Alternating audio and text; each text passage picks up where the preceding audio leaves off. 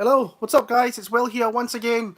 We're here for week 5 of the Dana White Contender series. Sorry I missed last week, just real life getting in the way. We went 4-1 on the night, with my only loss being in the main event. I took Patty and Pickett managed to find a finish there, but it is what it is. Looking at this one, there's some fairly decent fights. There's some guys I'm looking forward to seeing, so let's get straight into it. If you like the video, give me a thumbs up. If you're new to the channel, hit that sub button and let me know who your most confident pick of week 5 of the Dana White Tuesday Night Contender series is here. So we're going to start off. It's Chase Gibson against Tucker Lutz. I watched a couple of fights of Chase in the last couple of hours there. I watched these Combachi fights where he looks alright. He looks kind of fairly serviceable. Coming in here on short notice, I think it was Victor Martinez who was supposed to fight Tucker Lutz. So he's getting an opportunity to come in here. And some of the guys have kind of been doing well. Tucker Lutz, to me, I watched a load of his fights, but they were all amateur fights. I want to say it was probably 4 or 5 amateur fights. Not too many pro fights that I could find out there. A couple here and there. But he's been beating up on a lot of old guys in that kind of Maryland kind of regional fight promotion, and that Shogun fights, I think it is, out of Maryland. He's been fighting a lot of kind of older guys in their 34, 36, 38, all with really bad records, been getting them out of there as well. So it's hard to really see much what's going on, considering I've really only seen the majority of his kind of amateur fights. So and when you look at Gibson there, very hard-nosed, tough guy to take out.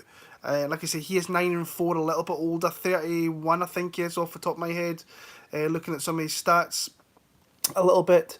Coming off a win over Daniel Caballero, which was a submission. That was back in February this year, and then he fought back in December when he beat Clinton Barnes for a TKO. Not seen too much of him except for the Combachi fights, one which he lost very, very quickly against Gutierrez. I'll take Tucker Lutz.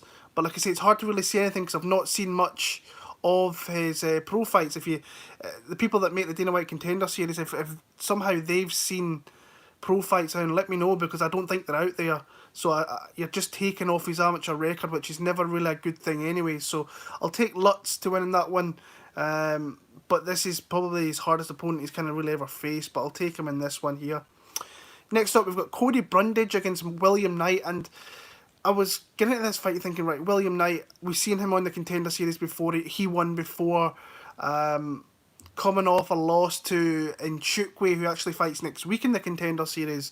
And then he kind of rebounded against, I think it's Rocky Edwards, his name is. And that was actually a stinking fight to watch. It wasn't a good fight. There wasn't much going on. Knight was trying to really pace himself, land some short distance. Edwards had zero, and I'm not joking, like zero striking offense. He was rough. He was looking to get the fight to the ground, and there was a couple of spots there where he got William Knight, especially that second round where he kind of rode on the back for, I want to say 2.5, maybe 3 minutes, and then William Knight kind of exploded. Like, he's got a lot of power, a lot of physical advantages, and got back to his feet there, and then in the third round managed to stop him. But that Nchukwi fight, like, it seems to me that if this fight, if he can't get the fight to where he wants, or he can't outstrength you, then I think he might be a guy that kind of looks for the door a little bit. Cody Brundage, I think, is a guy who fought, I want to say he fought at 185 before. Could be wrong, he might be a 205 or moving up to heavyweight. What I've seen of him, I think he's a wrestler by trade. I've only seen 2 fights. There was an amateur fight, and there was another one there where he caught, I think it was the second Lozano fight, where he got Lozano down. You could see that his wrestling pressure was there, and he worked his way into a submission. Haven't really seen too much of his striking. I recognised that surname, and I was like, where did I recognise that? And it's Amanda Bobby Cooper's husband. And I was like, oh, right, that's where it is. So it comes out of Michigan. I think he's moved his whole entire family. I remember watching James Lynch's interview, and he's moved himself over to Elevation Fight Team and over there in Colorado, which I think is a good look. I think it's a good camp out there. You're going to be learning from a lot of really top guys. Oh, this is a hard one. I feel like I should be going with the youth here in Brundage, but I've got a funny feeling that William Knight might actually just kind of stink out this fight, keep a hold of him, maybe get some advantageous positions, but I think he doesn't throw enough in the feet. So if Cody's got enough in the feet for him, then I think he could win here. I know a lot of people really, really like Cody Brundage. I'm going to side with William Knight, but I've got a funny feeling that not unless Cody stops this fight, I don't think either guy really gets signed here. This is the guy I've got my eye on in this card. Jose Johnson against Ronnie Lawrence. Lawrence, to me, has kind of really been brought in here to I don't want to say lose, because he's got a decent record. I think it's 5-1 off. Let me bring that up. Actually, I think it's a 5-1 record he's got. But to me, Johnson is a very, very, very curious case because his record's not flattering. He's 11-5. So he's lost his fair share of fights. I actually quite like that. Big, like really big 6-footer for bantamweight. Seen him stopped in there via submission, especially when he gets to the ground. He can put himself in bad positions. Lost his amateur fights. Puts his hands down by his waist quite a lot. Puts his hands down by his waist quite a lot. Very low hands where he tries to really throw nice techniques up with his kicks. And he has got good kicks, teep kicks, big elbows. If you watch his last win over Rafael Costa, oh, that was one of the most vicious kind of knockouts we probably have in 2020, where Costa, the fight started fairly even. There was, like I say, Johnson was using his length, was really catching him at distance. When they're getting close, he was landing some shots. But Costa was landing some shots as well. Kind of was going in for a double leg. I think it was a single leg, and he was holding on for too long. And Johnson just throws an absolute howitzer of an elbow straight to the ear, round about the neck area. Costa flatlines on the ground, and it's like twitching. Very, very, very vicious knockout. And then you see the Vargas fight there. He was really putting him against the cage, pinning him up there, throwing elbows, really nice uppercuts, throwing high kicks up there as well. So very dangerous, very long. I think if you're a good wrestler, you might be able to contain someone like this guy. But I think this is the wild card of the fifth week here. I think if he comes out here and looks as spectacular as he has done in some of his previous fights, then I do think that he can come out here and get a contract. I think Dana will look at someone like him because I think he's got a lot of advantages in a lot of areas. Big for the division, flashy, comes to fight, throws flashy techniques. And he's against Ronnie Lawrence here, like I say, 5-1. Watched his last fight in the LFA that was back from 2019.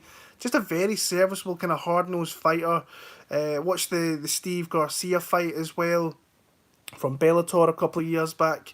To me here, I just think this is Johnson's fight to kind of win. But in saying that, now it comes to mind, I think it was the Ryan McIntosh fight there, where he's getting dropped by a guy who's got a pretty bad record, in all fairness. So he get dropped by him before really turning it around, catching him with a vicious elbow and busting him up and getting him out of there. I'll take Josie Johnston. I'll take him via second round TKO, maybe on a first round TKO. He's just got a lot of explosive techniques, big power, big elbows, long limbs.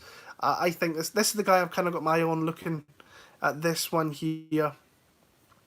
Nate Smith against Jimmy Flick. This is a really, really good fight, a really hard fight for me to go between. You've got Nate Smith, who I believe has probably got the better wrestling. Then you've got Jimmy Flick, who's probably got the better striking. And a lot of experience as well, like a lot of experience. You look at Nate Smith, though, he has got a shit ton of amateur fights. I mean, that's got to count for a lot of cage in time in there. So coming out there 6-0. I don't think he had the greatest, if I remember right, amateur career. I think he lost a lot of fights, if I'm not mistaken. 1, 2, 3, 4, 5, 6. Yeah, he lost a lot of fights in amateurs, but he took that there. He beat that Jeff Molina, who looked really good last week. Moved himself over to Elevation Fight Team. I think I remember watching an interview where he says that Curtis Blades really said he should come out there and have a look at what Elevation Fight Team's all about. So he might kind of hold the cardio advantage, but you can't discredit the experience that someone like Jimmy Flick's got, who's coming off a really beautiful knockout to win the belt in the LFA, if I remember right. Sorry, I watched that fight earlier on. Yeah, it was Greg Fisher, and it wasn't a knockout. It was a submission there. But he's fought a lot of guys like C.J. Hamilton. He fought in Dana White Contender Series. Chris Gutierrez, way back in the day. Johnny Bedford. So I think this fight's close. I don't think. I kind of lean on the Flick side, but I think if this starts to go late, and if Nate Smith can get takedowns and maybe start to wear him out a little bit, I think that it could potentially be very, very close in the scorecards. But for me, I like what I see from Flick a little bit more. He will go for things.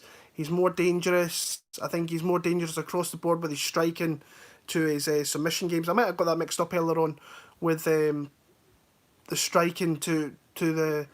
No, it was Smith that I'll give the advantage to, but very close fight. I'll take Jimmy Flick. I don't know what the betting odds are, but I've got a funny feeling that might be... I've got a funny feeling that Jimmy Flick might be the favourite in this one just due to experience. But so if you've got a good reading that one, it might not be a bad bet, but I'm going to sit back and I'll pick Jimmy Flick in that one there. And the main event of the night, you've got Melsik Baghdasarian against Dennis Bozuka. I mean...